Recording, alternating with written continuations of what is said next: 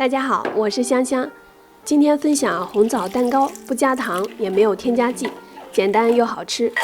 准备170克红枣，清洗干净，放锅里煮。红枣变软了就可以，再把枣核分离出来。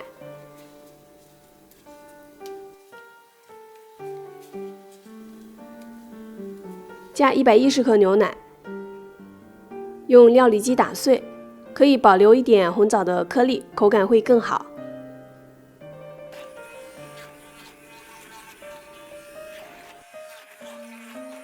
再加40克玉米油，搅拌均匀。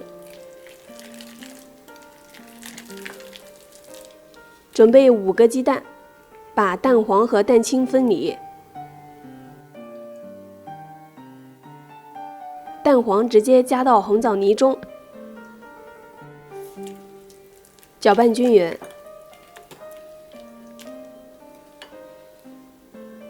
然后加100克低筋面粉，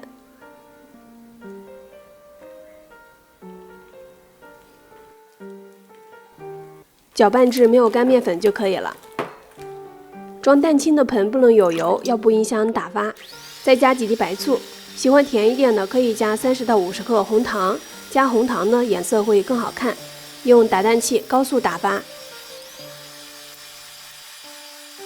提起打蛋器有小尖角就可以了，大概需要2-3分钟的时间。取1/3的蛋白霜加到红枣泥中，翻拌均匀。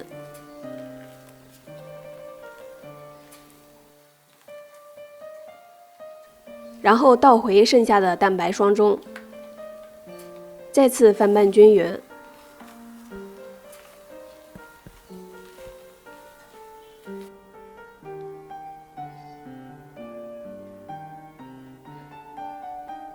倒在铺了油纸的烤盘中，用8寸的蛋糕模具就可以，表面再撒上白芝麻。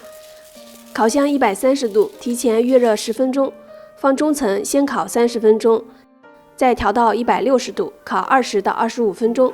注意别烤糊了，因为烤箱温度有差异，可以参考自己平常烤8寸蛋糕的时间。晾凉之后再切块就可以了。